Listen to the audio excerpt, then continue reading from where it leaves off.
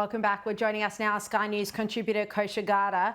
Kosha, I love this story. The White House says it's not going to take questions from journalists who have their pronouns in their email signature. This is coming from the press secretary, Carolyn Levitt.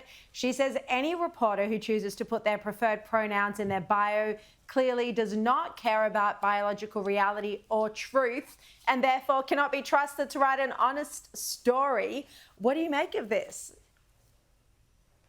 It really is classic Trump and this administration where, it starts with the substance, where he's issued many executive orders doing this, saying that the federal government will no longer recognize a spectrum of genders. They removed it from drop-down menus on the website. They're banning boys from playing in girls' sports or withholding funding for people who do that. And they're finishing it off now in terms of this messaging from the White House press secretary.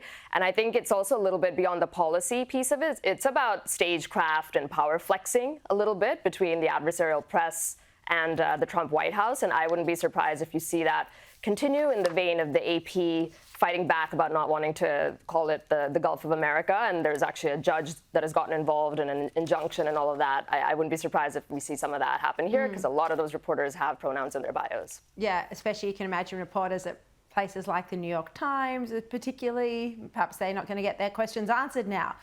Now, let's have a look at this. A Palestinian-American billionaire, Bashar Masri, has resigned from his role on the Dean Council at Harvard University. This following a lawsuit that accuses him of helping finance Hamas. He's denied the allegation, saying he never engaged in any unlawful activity or provided support for violence. But Kosha, the allegations are that he helped finance terror infrastructure and even rocket launch sites.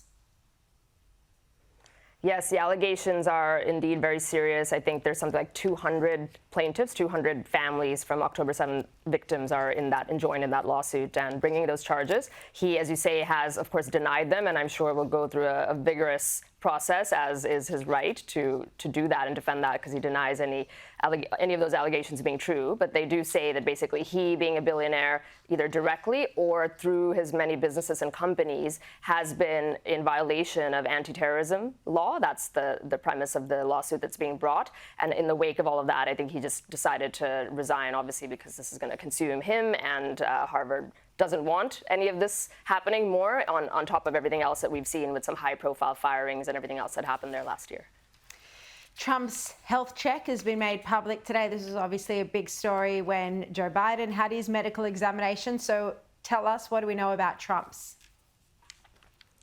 Yeah, so this is the annual tradition of the president getting their physical and then releasing it, the White House releasing it for public consumption.